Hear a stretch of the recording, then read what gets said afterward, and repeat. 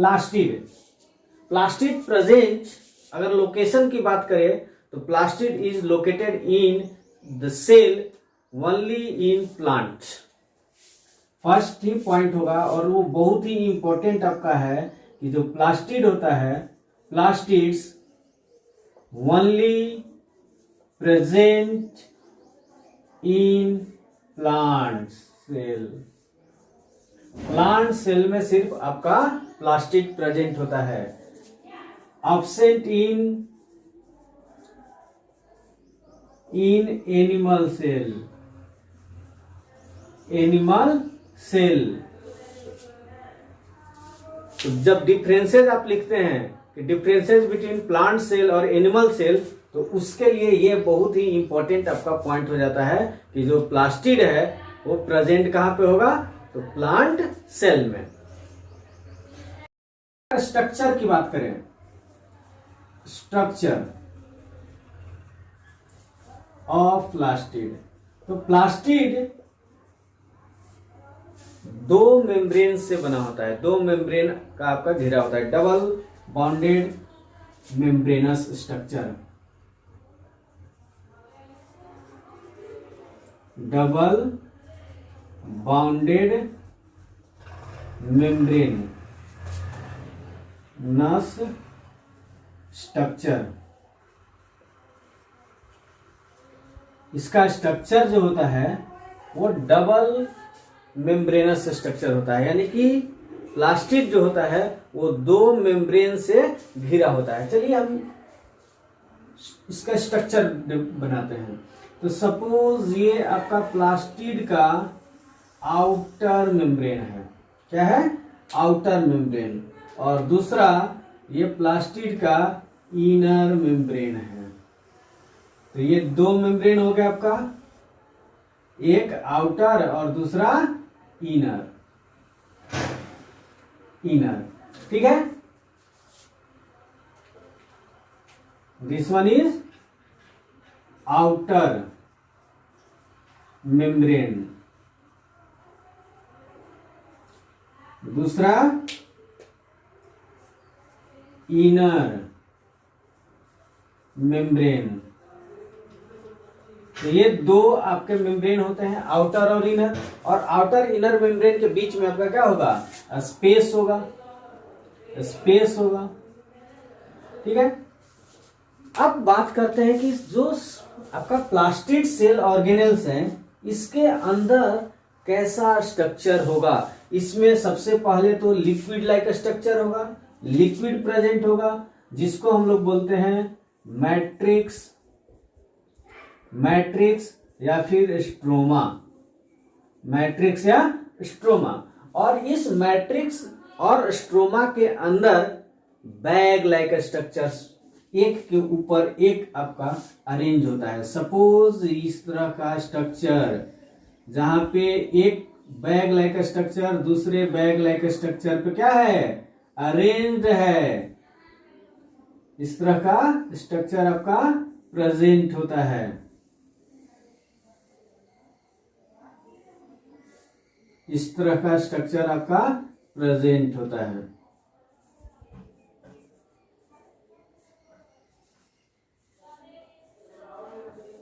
Structure present होता है, जिसको हम लोग बोलते हैं थाइलाक्वाइड, थाइलाक्वाइड, थैलाक्वाइड्स। क्या बोलते हैं? थैलाक्वाइड्स, थैलाक्वाइड। अब देखिए ये दो इंपॉर्टेंट आपका यहीं पे आप देखेंगे तो इसके अंदर आपका डीएनए सेगमेंट प्रेजेंट होता है, यानी कि खुद का इसका क्या होता है? डीएनए होता है, खुद का डीएनए होता है। और साथ ही साथ आपका राइबोसोमल स्ट्रक्चर प्रेजेंट होता है, राइबोसोम प्रेजेंट होता है, ग्रेनुल्स प्रेजेंट होते हैं।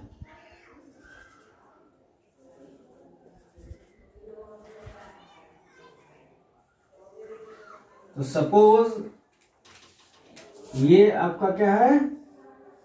DNA, DNA. आप लोग जानते हैं डीएनए क्या होता है। और ये आपका हो गया राइबोसोम। तो दो ऐसे सेल ऑर्गेनेल्स हैं हमारे सेल में जिनका खुद का डीएनए और आरएनए है। फर्स्ट आपका माइटोकॉन्ड्रिया है और सेकेंड जो है वो प्लास्टिड है। तो दोनों सेल ऑर्गेनेल जो माइटोकॉन्ड्रिया और प्लास्टिड है, ये दोनों को हम लोग बोलते हैं सेमी ऑटोनोमल। सेमी ऑटोनोमल क्यों? क्योंकि ये दोनों अपना मैक्सिमम प्रोटीन या रिक्वायरमेंट जो हुआ वो खुद से जनरेट करते हैं, खुद से डेवलप करते हैं, प्रोड्यूस करते हैं। ये अपने आप में क्या है, कहीं ना कहीं अपनी रिक्वायरमेंट को, अपने जो प्रोटीन की जरूरत है उसको फुलफिल करते हैं। इसीलिए इसको सेमी ऑटोनोमल सेल ऑर्गेनेल्स बोलते हैं। ये इंपॉर्टेंट है।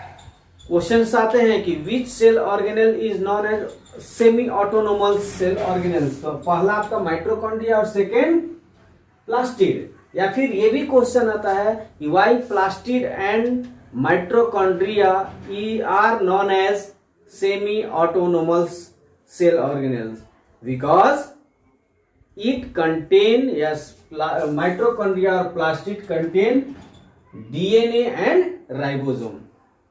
तो ये इंपॉर्टेंट है। अब देखिए जो प्लास्टिड की अगर हम बात करें टाइप, चलिए यहां पे हम थोड़ी टाइप की बात कर लेते हैं। टाइप ऑफ प्लास्टिड, टाइप्स तो तीन तरह के होते हैं। पहला होता है ल्यूकोप्लास्ट।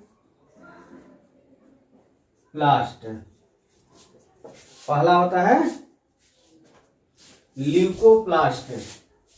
ल्यूकोप्लास्ट, ल्यूको जो प्लास्ट होता है वो कलरलेस होता है, कलरलेस।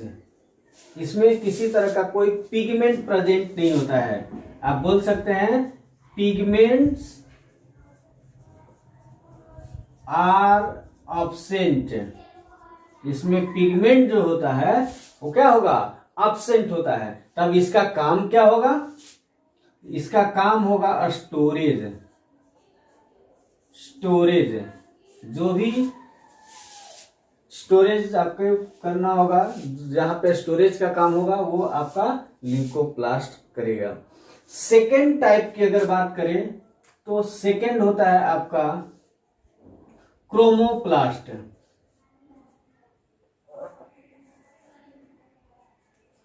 क्रोमोप्लास्ट, और क्रोमोप्लास्ट जो होता है वो कलरफुल होता है, colourful pigment, colourful plastid, plastids, colourful plastid. और कलरफुल है तो यानी कि क्या होगा, इसमें पिगमेंट होगा, पिगमेंट्स प्रेजेंट होगा।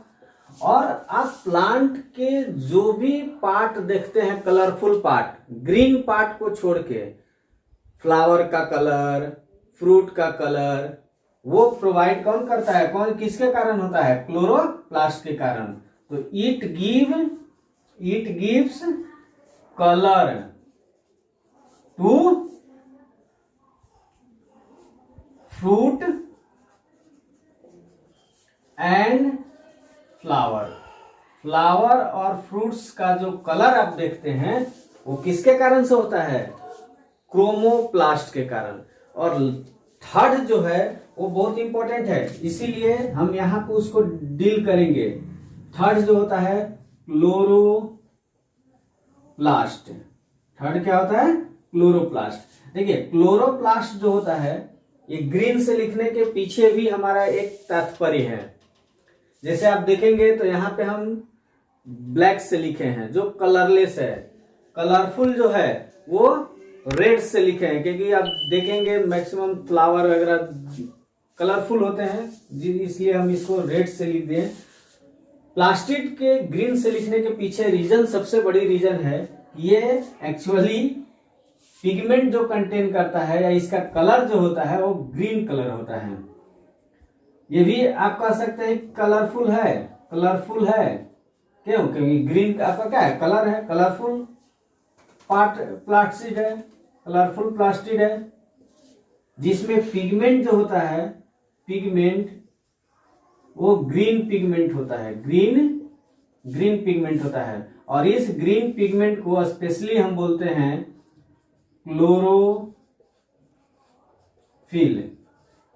क्लोरोफिल। अब आप थोड़ा बहुत इसके बारे में कंसेप्ट लगा सकते हैं कि क्लोरोफिल प्रेजेंट है, इट मीन्स दैट कि कहीं ना कहीं ये प्लांट के भोजन बनाने में हेल्प करता है। तो इसका अगर बात करें कि क्लोरोफिल जो ग्रीन होता है, तो ये तो फर्स्ट आपका ग्रीन अपीयरेंस देता है, green colour to leaf. Leaf का जो आप ग्रीन कलर देखते हैं वो किसके कारण होता है, क्लोरोफिल के कारण होता है, ठीक है। और ये क्लोरोफिल जो होता है ये बहुत ही इंपॉर्टेंट रोल प्ले करता है, और वो होता है help in photosynthesis by trapping solar energy. अगर हम बात करें कि नेचुरल सोर्स ऑफ एनर्जी क्या है अर्थ पे, तो सिर्फ एक ही है, सन। और उसी सोलर एनर्जी के यूटिलाइज करता है कौन, प्लांट।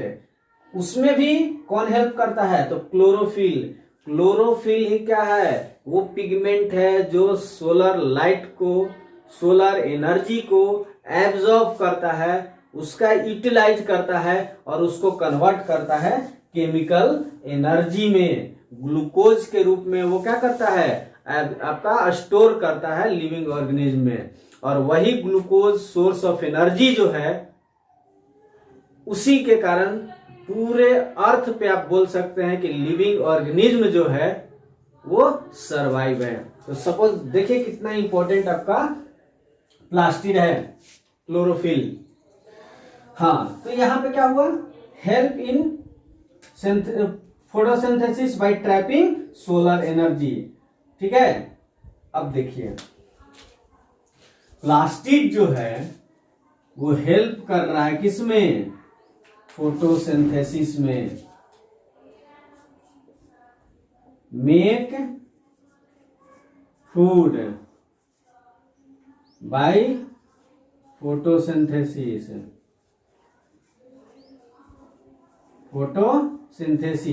अब जब जहां पे आप भोजन बनता है, आपके घर में कहीं भोजन बनता है ना, किसी घर के किसी हिस्से में, उस हिस्से को क्या बोलते हैं हम लोग, kitchen.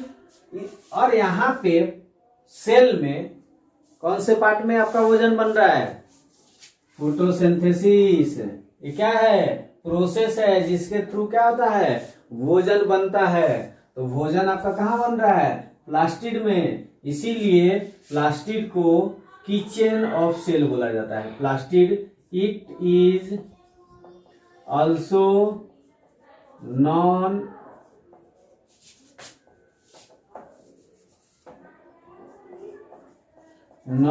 As kitchen of cell. क्या बोलते हैं, kitchen of cell, kitchen of cell.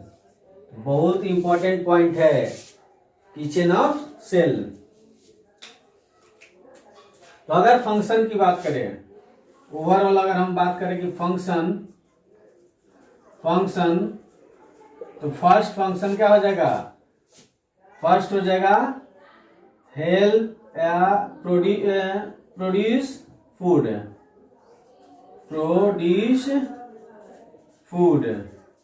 For plant के लिए फूड प्रोवाइड करता है। Second, give colour to plants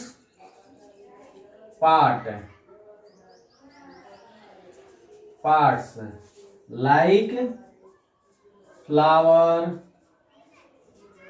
fruits and leaf. Flower और फ्रूट्स को कौन कलर देगा? क्रोमोप्लास्ट। लीफ को कौन कलर देगा? क्लोरोप्लास्ट। और थर्ड जो आपका हो जाएगा वो हो जाएगा स्टोरेज, और स्टोरेज कौन करेगा? ल्यूकोप्लास्ट। तो ये आपका 3 टाइप ऑफ प्लास्टिड हुआ। पहला ल्यूकोप्लास्ट, क्रोमोप्लास्ट और क्लोरोप्लास्ट। बहुत इंपॉर्टेंट आपका पार्ट आ जाता है प्लास्टिड। तो ये आपका क्या हुआ? प्लास्टिड के बारे में इंट्रोडक्टिव पार्ट, साथ ही साथ स्ट्रक्चरल पार्ट, फंक्शनल पार्ट और उसके टाइप्स।